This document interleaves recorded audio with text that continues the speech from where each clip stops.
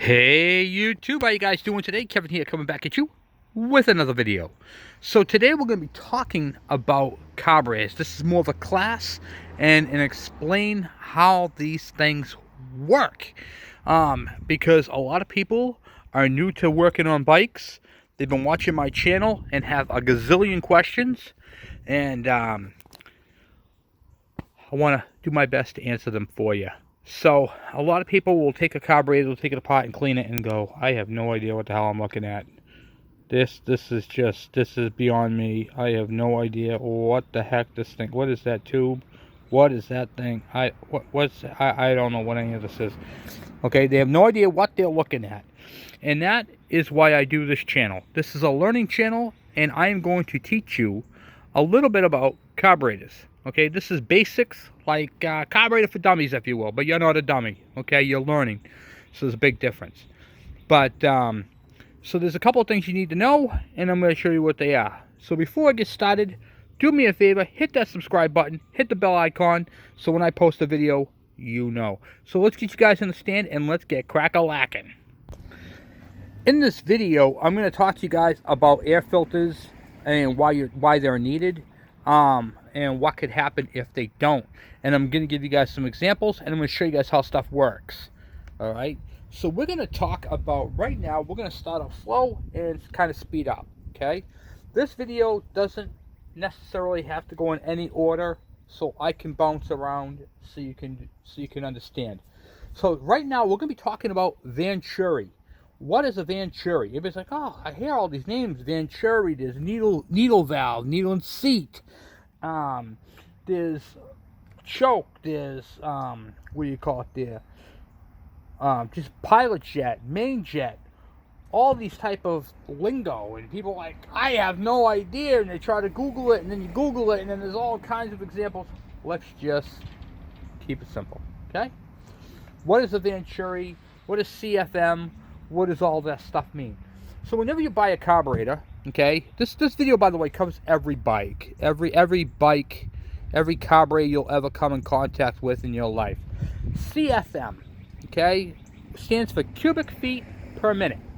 So picture a 12 inch by 12 inch cube of air. Okay, that's 1 foot. CFM, cubic feet per minute. Okay, so you're taking a block of air, okay, a channel of air, and you're going to stick it through this carburetor, through the throat of this carburetor, right there, okay? That's how it's measured in CFM, all right? Doesn't matter, I'm just telling you guys what that lingo is. So this is a venturi, okay? See how it's all smooth? Let's see if we get it right in there. See how it's smooth, right?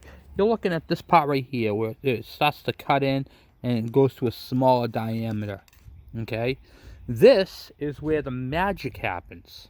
All right, this is where it all takes place. So when you put air through here, do you see that gold brass right there? Put my finger right in the cover right there. Okay, that's this thing right here. Okay, this is the venturi that fits inside there. Okay, they're called orifice tubes, which are the holes. All right, so as air passes over this venturi right here, okay, the circle part of the carburetor speeds up the air. So I'm going to give you guys an example of what I mean by that. But it speeds up the air. When the air gets sped up, it goes faster over this right here and creates a siphon effect. Okay? Now, to demonstrate that, what that's like, so picture this tube going down inside your carburetor, and then you have the airflow going this way. I'm going to simulate that with this gun, okay, with this guy right here. So this is the tube right here that goes into your carburetor bowl that sits in all the fuel. That's this, okay, right here. This piece right here is going to simulate this part right here, okay? So as air flows into your carburetor, it gets sped up and creates a siphon effect. Let's take a look at that right now. Okay, and at the end of this tube would be where your main jet is, okay? But we're going to pretend that dirty water right there is the carburetor bowl, all right? For those who don't know what a carburetor bowl is, this is a carburetor bowl. This goes at the bottom of your carburetor and fuel is in there. Okay? So what's going to happen is that orifice tube with the jet on the end fits inside the water, and then when the air passes through the carburetor,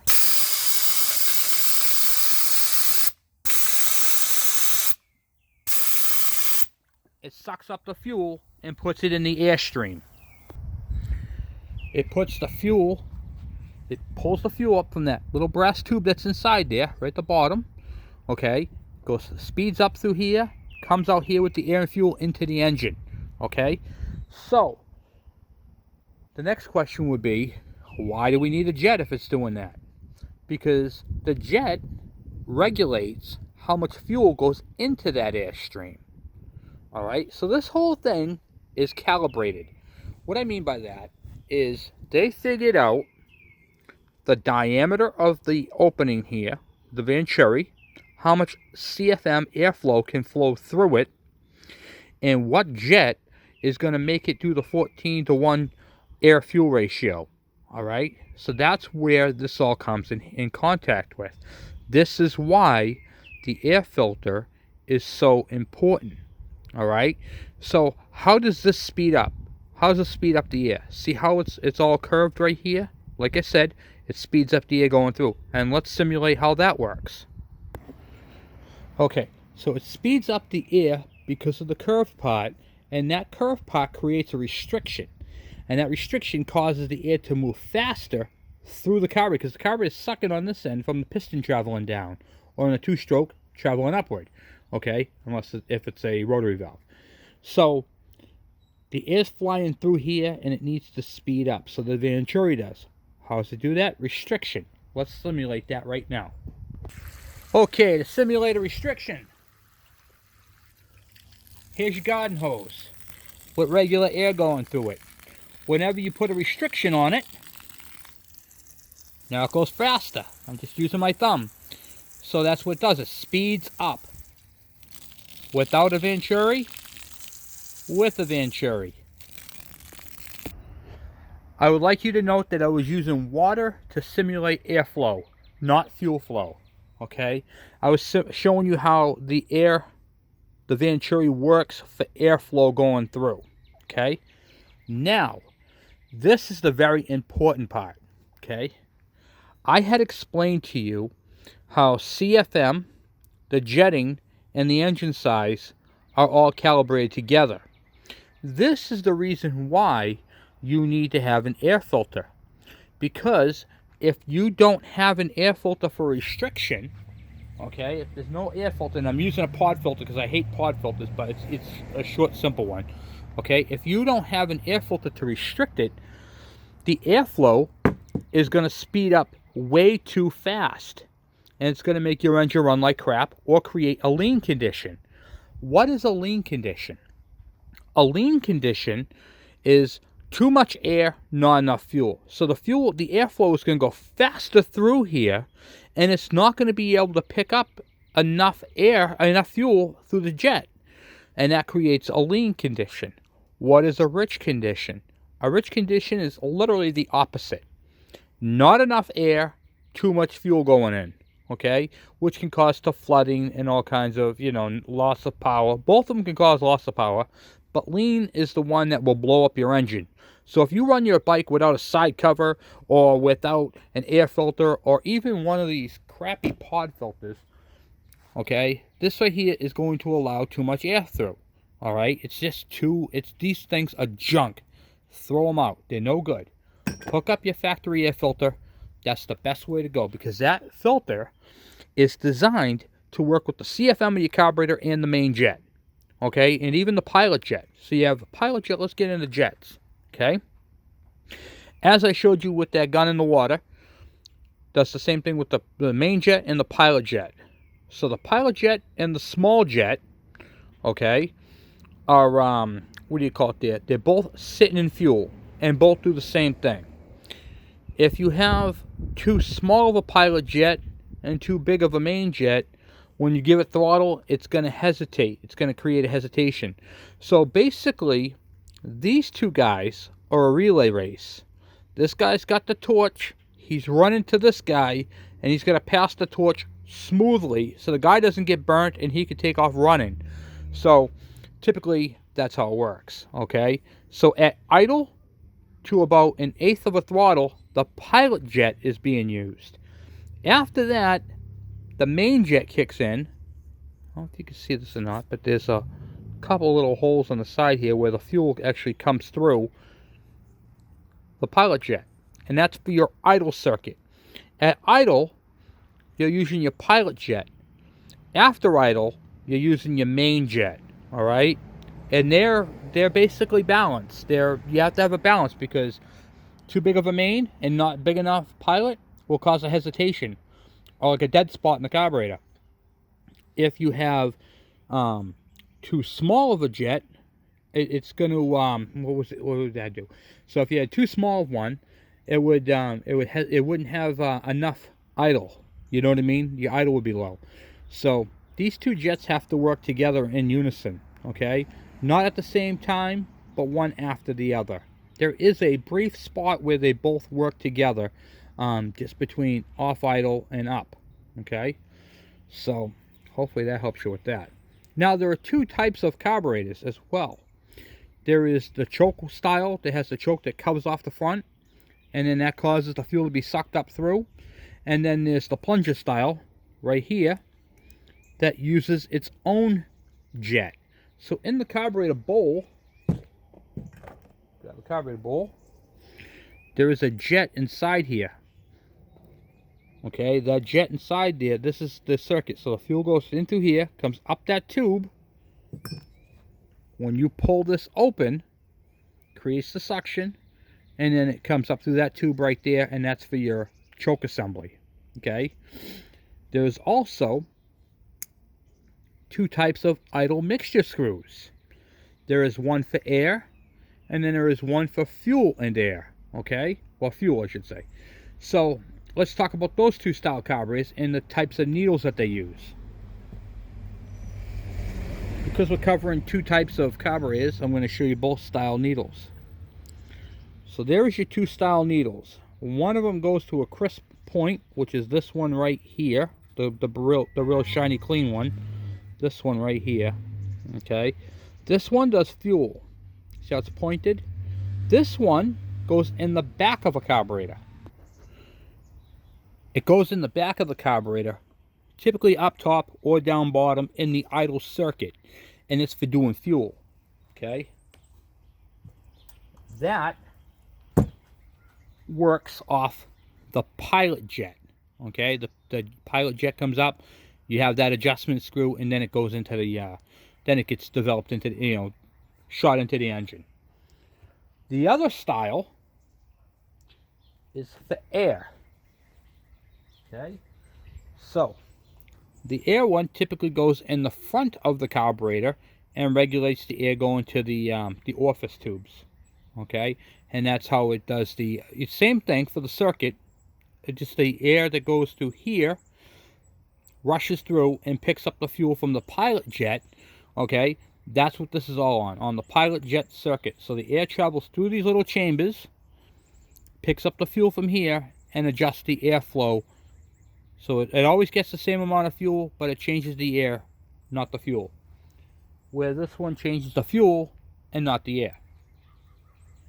Which all the two-stroke ones that we deal with on the channel, like the KEs and all that, those have the air jet. We're adjusting the air ratio. Alright, so next thing we're going to talk about is the float. Okay, what is a float? What does it do? Alright, who's your daddy? What's he do? Okay, so you got your floats. These are pontoons right here, two pontoons. So let me show you this. We'll use this carburetor right here. This is a seat. Okay, and in here goes a needle and turns on and off the fuel. So your fuel comes in through this tube right here and gets dumped right through the seat, around the float. Right around the float right here. Okay, if you can see that little thing in there, the needle. I can't get this one out, but just hold on one second.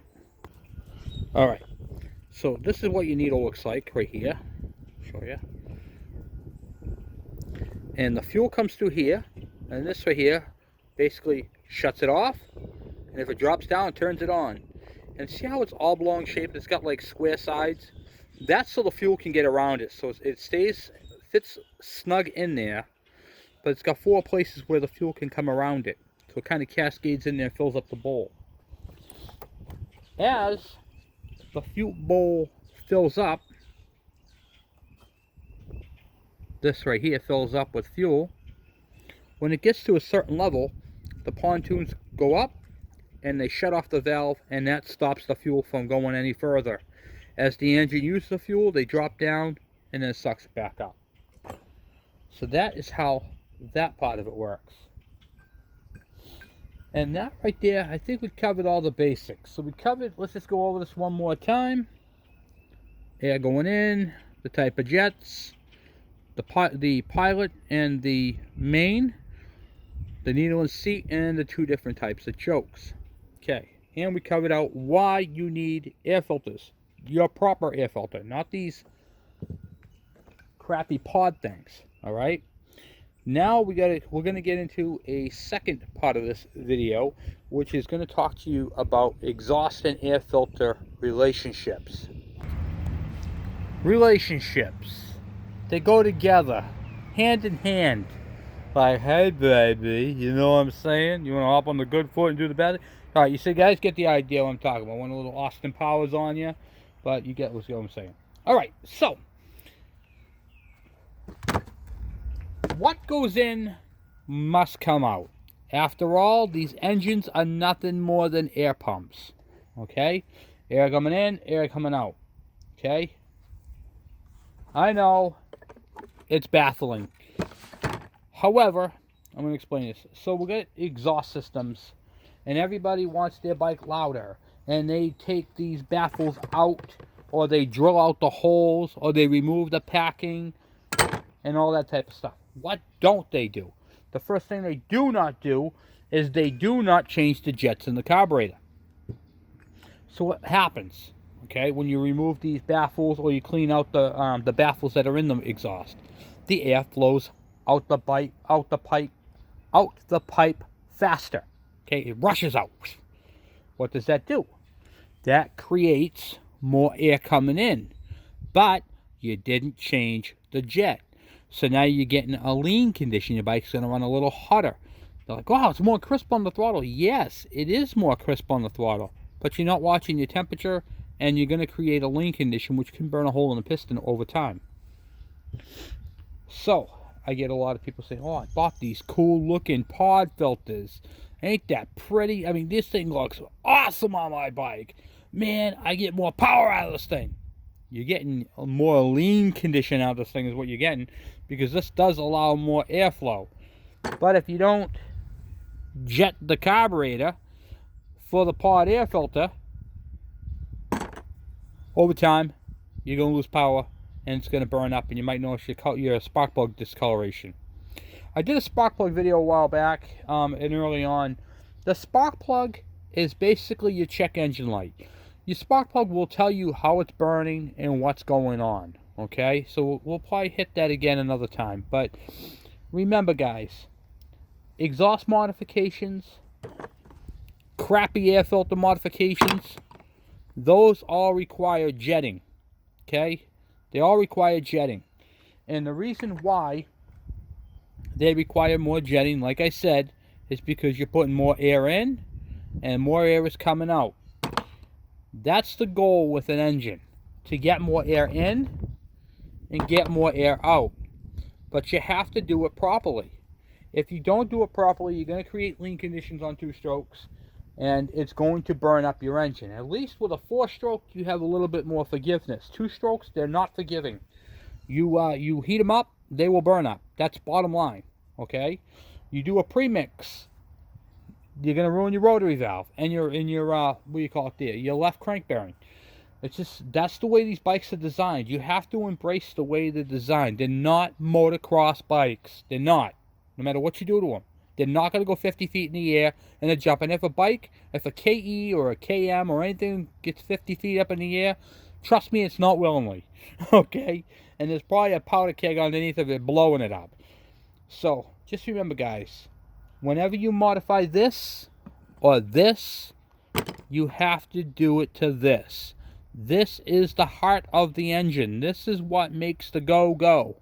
Without doing this properly, it's going to be a go for a little bit, and then you're going to flatline, and then you're going to be like, Kevin, do you have a piston and a cylinder? No, I don't. I'm sorry, I'm all sold out. So remember that. And on a two-stroke, it's about how small the tip is, not how big it is. The small creates the back pressure, the restriction that you need. You need it on both ends on a two-stroke, on the tail end, the exhaust end, and on the air filter end. So you have to balance them out. I get a lot of questions, Kevin, how do you jet a carburetor anyway? Well, how I do it is I use a temperature gauge with the bike factory.